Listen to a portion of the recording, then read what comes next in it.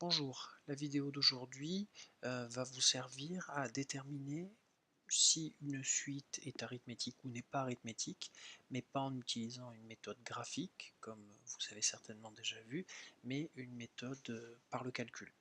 Alors, je vais commencer avec une suite de nombres, donc, pardon, peut-être que j'écrive 4, 6,1, 8,2, 10,3 et 12,4.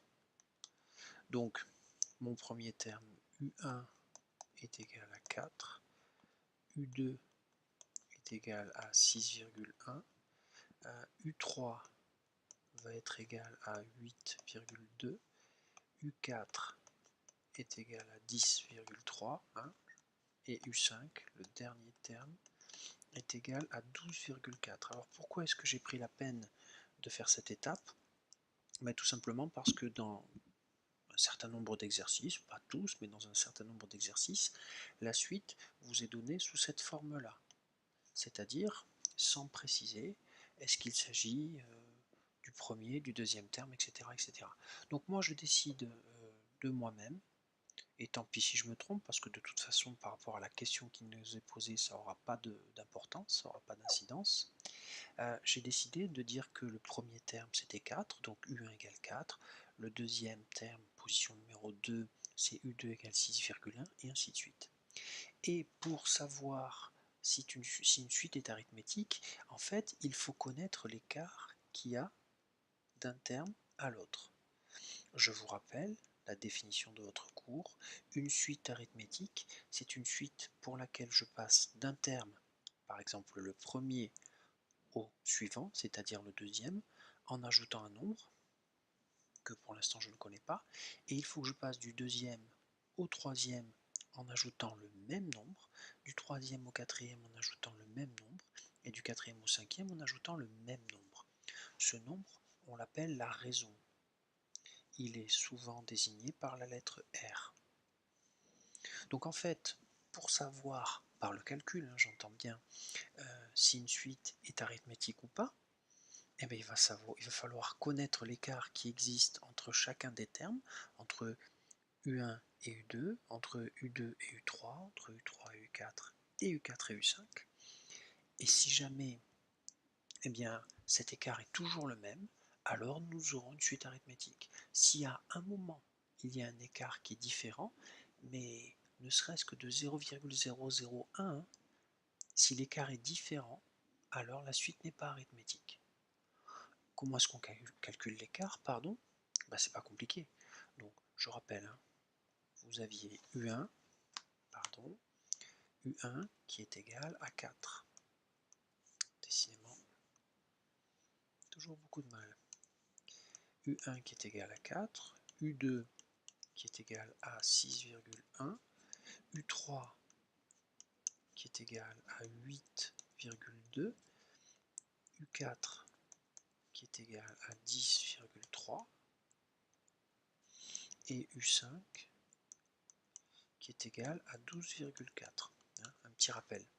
Et pour connaître l'écart, il va falloir faire, on va commencer U5 moins U4, c'est-à-dire 12,4 moins 10,3.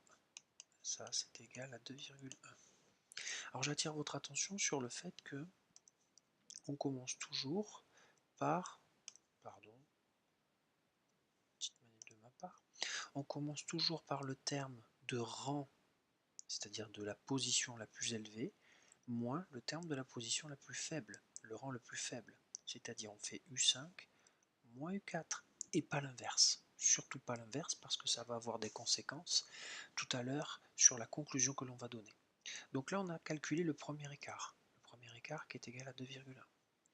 Il faut que l'on fasse U4 moins U3. C'est-à-dire U4 c'est 10,3 moins U3 c'est 8,2. C'est encore égal à 2,1.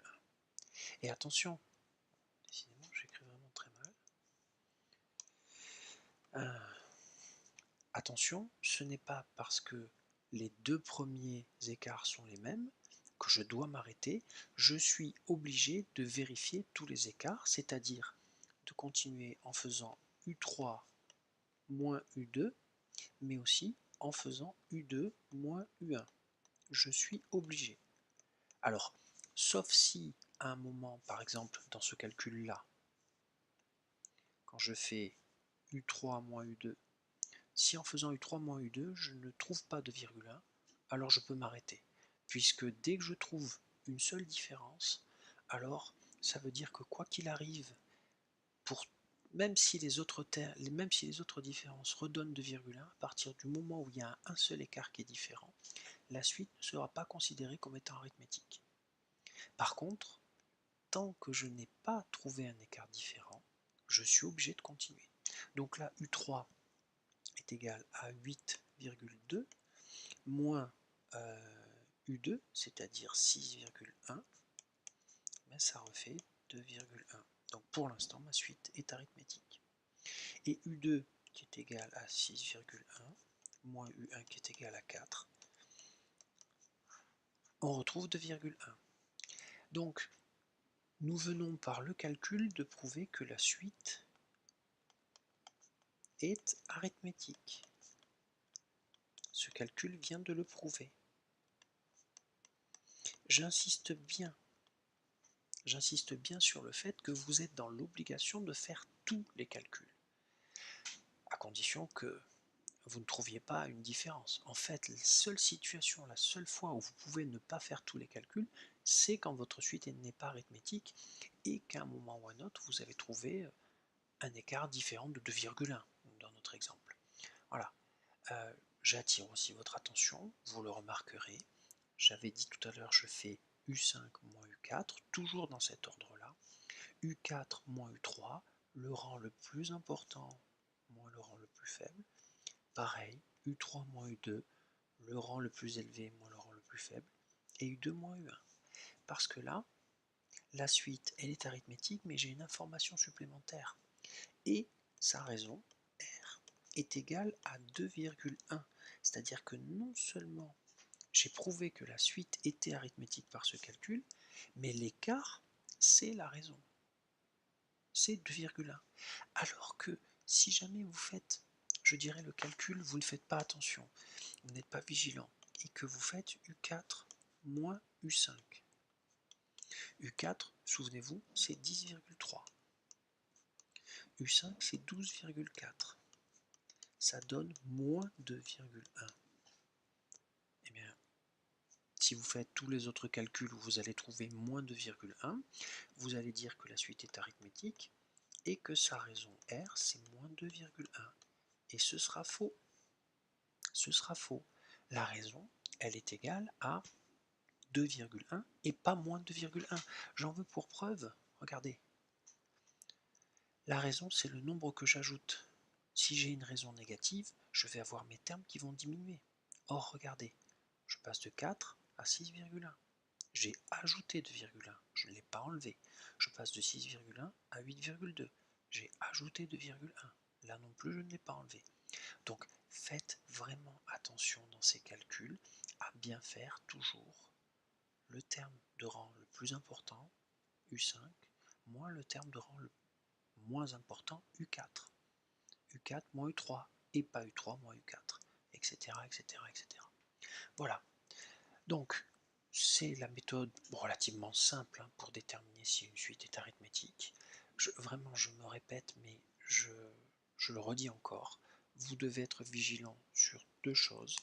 La première, c'est ce que je viens de dire, toujours faire le plus grand, en termes de rang bien sûr, le plus grand moins le plus petit. Attention, j'ai pas dit la valeur la plus grande, par exemple 12,4 moins la valeur la plus petite, là c'est un hasard. C'est le terme de rang, le rang ici le plus grand moins le rang le plus petit. U5 moins U4, U4 moins U3 et pas l'inverse. Voilà. Et la deuxième chose, c'est que tant que vous trouvez un écart qui est identique, vous êtes obligé de continuer jusqu'au bout. Et si vous avez 10 calculs à faire et que les 10 calculs donnent des valeurs identiques, il faut faire les 10. Vous ne pouvez pas vous épargner, en faire 2 ou 3 et vous dire c'est bon, le reste doit être la même chose. Non, c'est pas la même chose. Voilà. Mais écoutez, j'ai une petite baisse de tension là, de mon écran. J'espère que cette vidéo a été suffisamment claire. C'est une notion simple, une méthode simple à appliquer, mais il faut être vigilant sur les 2 points que j'ai soulignés. J'espère qu'elle vous sera utile. Je vous souhaite bon courage pour votre travail et je vous dis au revoir et à bientôt.